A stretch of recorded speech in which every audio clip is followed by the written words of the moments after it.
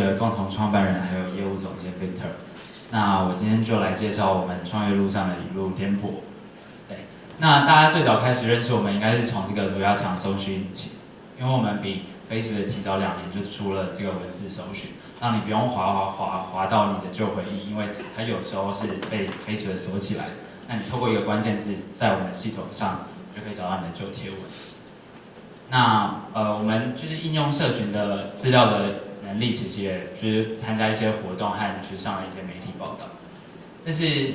其实中间有很多曲折啦，像一开始我们推出的那个服务是它没办法去收费的，因为大家不愿意为这个服务付太多的金额。那我们一开始是尝试群众募资，那有获得了成功，对，我们算是 FlyMV 很早的一些案子。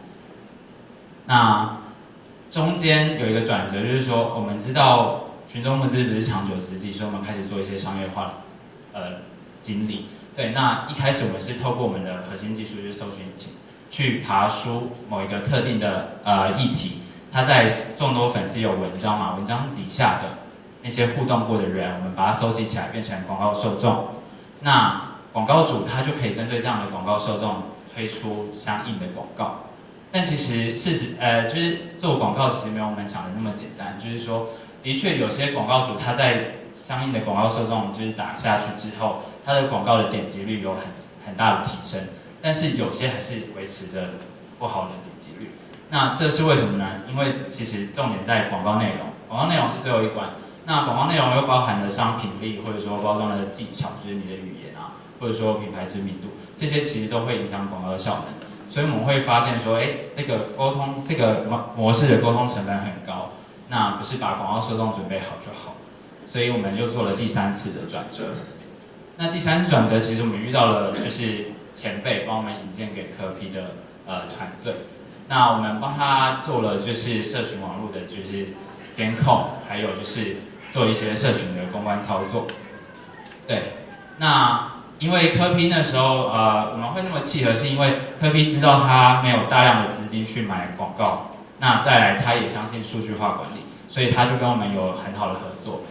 对，那他通过我们的工具去监测说社群上讨论某个议题的声量，譬如说这个例子，公关操作的例子，就是一开始他在蒋经国的事件，他是比较站不住脚的，因为绿营大佬都一直跟他打对边。但是 MG119突然冒出来，就是绿色那个突然冒出来的时候，那就是整个绿营大佬都归队了，所以其实他会发现说，我就不用再讲太多的蒋经国事件，那我就是炒 MG119这个话题，所以他最后几乎 MG119就是占了所有的版面。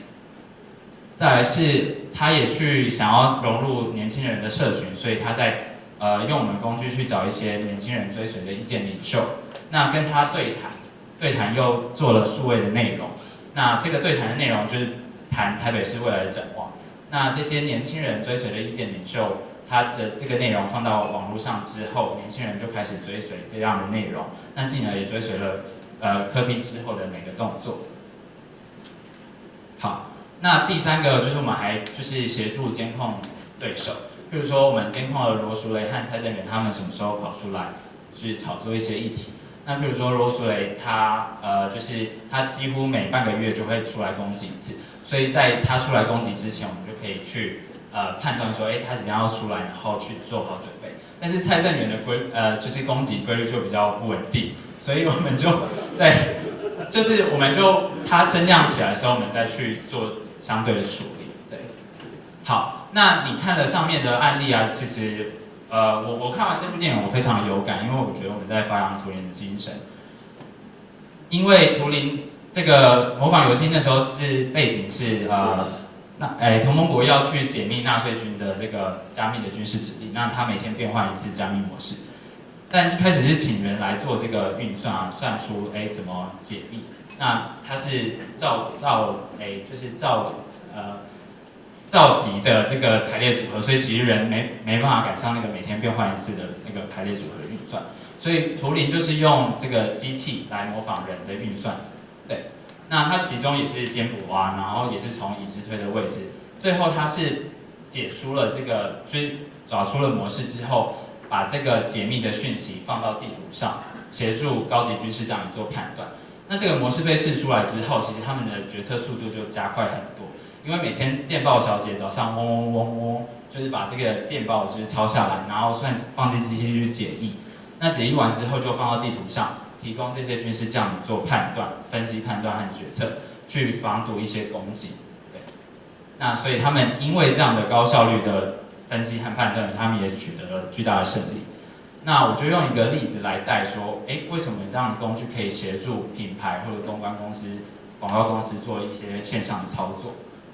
那透过将会这个例子啊，其实你可以一个关键字就可以看到所有粉丝有多少人提到将会这个字眼，那有多少的 engagement 就是 like 和 share。那像1月1号，它就是封麦演唱会出来的时候，声势到了一个巅峰，但是1月6号又到了另外一个巅峰。我们来看为什么？因为其实有些政治人物很厉害，他会搭上这样热门的议题去做一些形象的包装。譬如说花妈，他就知道说高雄没有开演唱会，所以他把给将会的信公开在 Facebook 上面。那他的市民就高潮了，因为他就觉得说，这个花妈市长有就是照顾市民，然后有为他们争取权益。那其他的就是县市的市民也去追捧这个行为。那当然新闻媒体也是去抄这个话题，对，所以其实他享受了很大的光环。那如果他用我们的工具，他可能在1月2号就跳出来说，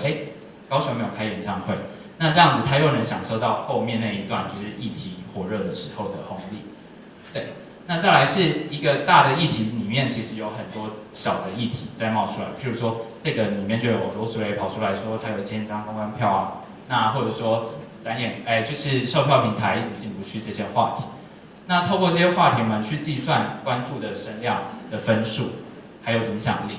那就可以协助我们的客户做简单的分类。譬如说他把一些售票平台问题就分到绿色这一大块。那我们就把就是影响力的指数把它加总，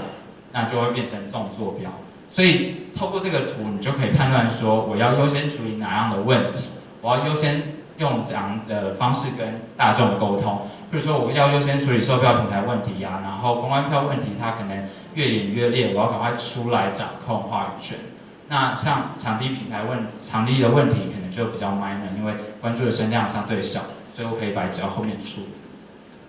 对，那再来是说文字云，就是同一篇贴文里面，除了将会这个字眼，还有哪些字眼出现？它可以协助一个客户去探索，它还有怎样的议题可以去操作。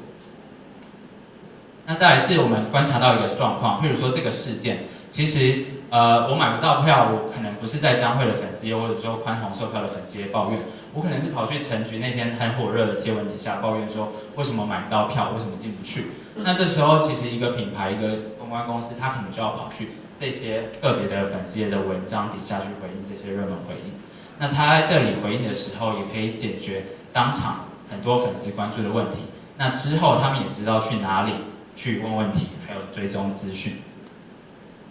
那我总结一下，其实社群洞察不是靠就是大家想的那样，就是有大量的网军来操作，其实是靠工读生。那这个工读生是机器人，他去爬出这样的线上的资讯，然后我们忠实及时的把这些资料呈现出来，协助决策的人做分析和判断。那就进到了这个流程嘛，他不只做公关操作，他也会去分析哪样的行销活动在社群上是有不错的效果。那当然也可以追踪一些意见领袖，去挖掘可能的合作对象。那这样子拟定策略之后，行动又可以盘点，马上盘点结果。那透过每次的微调，就可以达到很好的效果。那我们从科批上面也是学到说，它洞察、行动、盘点的速度非常的快，非常有效率。那每次这样子调整，它就会慢慢累积到一个比较大的声势。好，那所以总结一下，我们就是全年无休的社群情报员。对，谢谢大家。谢谢 Victor。